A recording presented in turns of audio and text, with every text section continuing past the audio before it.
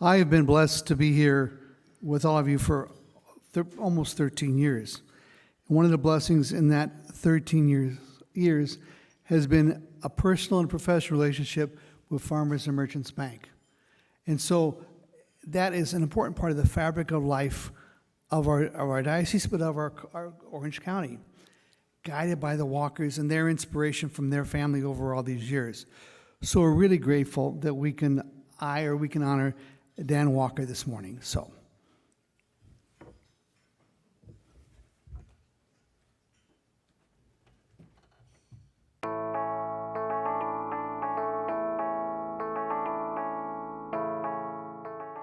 I first met Dan Walker in March of 1993. He had gotten my name and asked me if I had some interest in coming to F&M.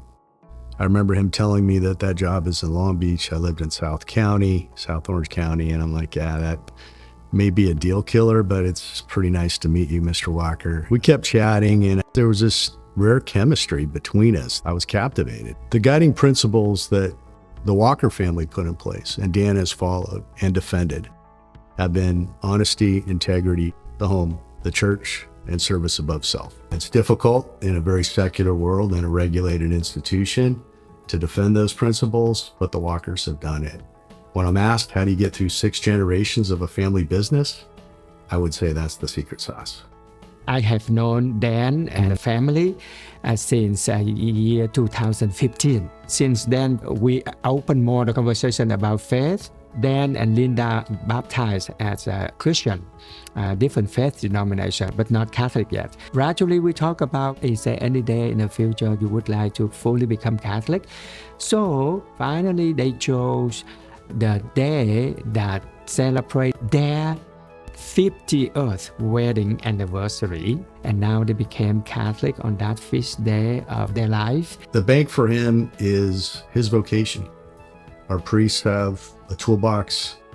For Dan in his leadership, our toolbox for all of us, as led by him, is do good in the communities we serve. And it's as simple as that. And that's the heart of Dan Walker. The more that I talk with him about faith, the more I see the principle and the morality of Catholic teaching, particularly, for example, in business, how he treats his employees or his staff or his members fairly and with dignity of the human being. And I would love that we all get something from that as well, because we see that our Jesus Christ, he did that. He encountered everyone with his gentle heart and humble heart. Dan's impact in Orange County has been immeasurable. I'll start with the cathedral. Dan did all he could to resurrect and defend this, as he called it, as the bank called it, a kingdom asset, to keep it out of the bankruptcy court and keep it in Christian hands. St. Michael's Abbey out in Silverado Canyon, another project. Dan did that land acquisition deal on a promissory note, no collateral or anything. Lastly, the Conference on Business and Ethics. Folks may or may not know, Dan wrote the check almost 25 years ago to start this event, to underwrite it soup to nuts. So as we sit here this morning, I'm not sure we're here without the impact of Dan Walker. So today, I'm so proud of you, and I'm very grateful to God and to our Diocese of Orange for grant you this award. But at the same time, I'm also very grateful to you for all the good things that you have done for our Diocese of Orange. Dan, congratulations on the 2026 Bishop's Award. I can't think of anybody more deserving for the impact that you've had in our Catholic community here in Orange County. Congratulations, my friend. Last but not least, God loves you, and so do I.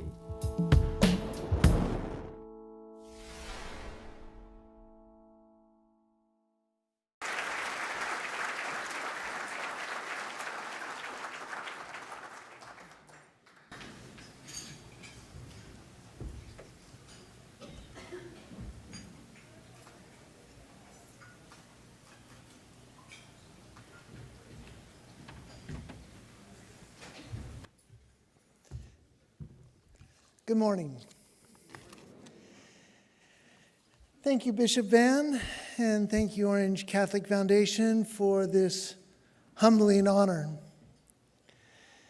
Thank you for the 800 dedicated employees of Farmers and Merchants Bank.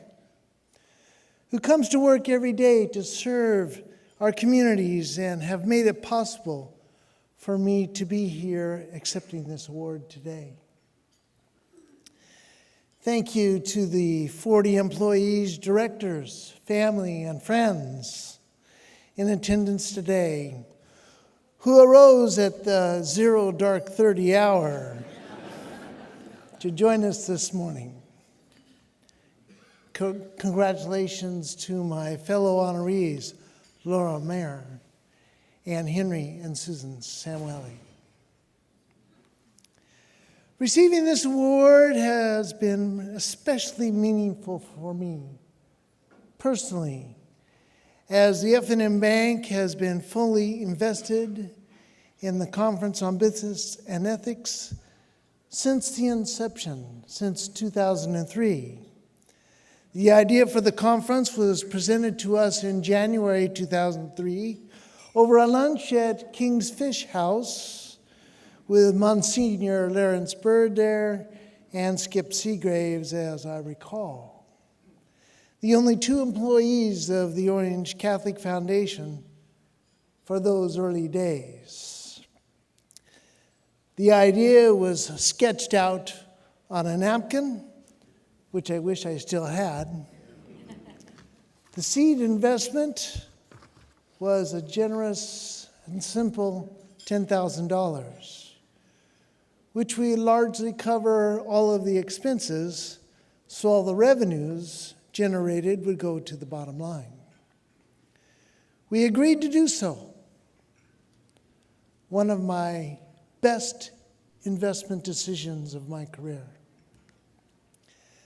The inaugural Marywood Conference on Business Ethics and Morality, as it was called then, was held on Wednesday, May 14th, 2003, from 8 a.m. until 2 p.m.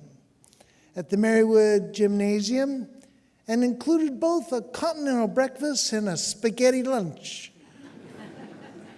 on disposable plates with folding chairs and tables for seating. I sense that we have improved a great deal since then. Our keynote speaker was a Catholic author and philosopher, the late Michael Novak. The inaugural recipients of the Bishop's Award for Exemplary Business Integrity were the late Carl Karcher and the late Peter Muth, given by the late Bishop Todd Brown. As I recall, there were 100 guests in attendance, and the tickets were just a simple $100 each. The proceeds of the event went to the Urban School Assistance Project in the Diocese of Orange, which today would be the equivalent of Pax Christi.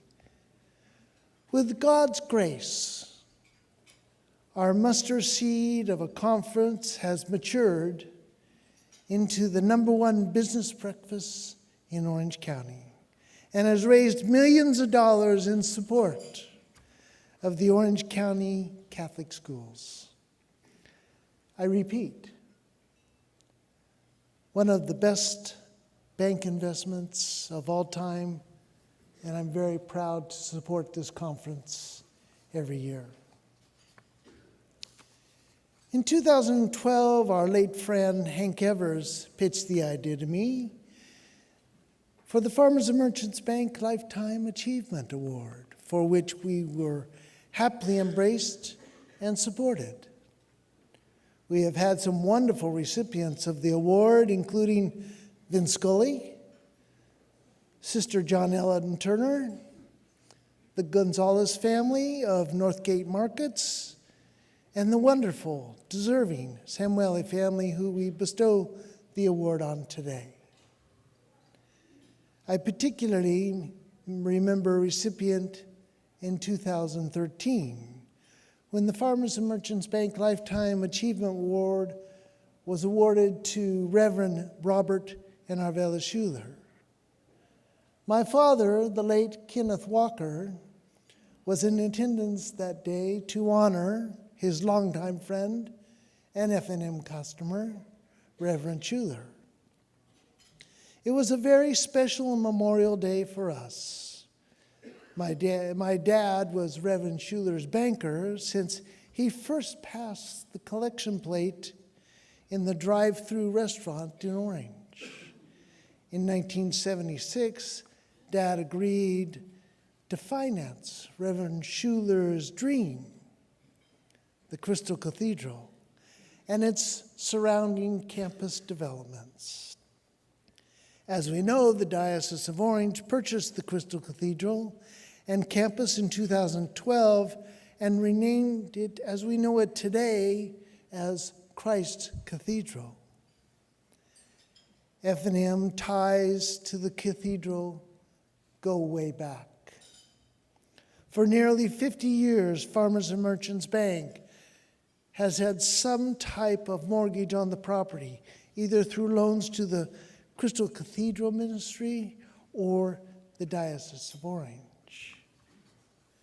However, as of December 2025, I am pleased to report that for the first time in 50 years, the Christ Cathedral campus is debt-free.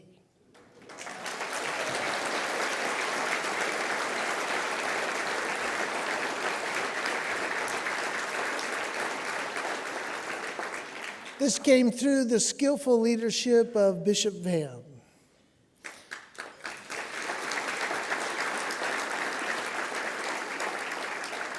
Payment was received and we handed over the deed. Congratulations.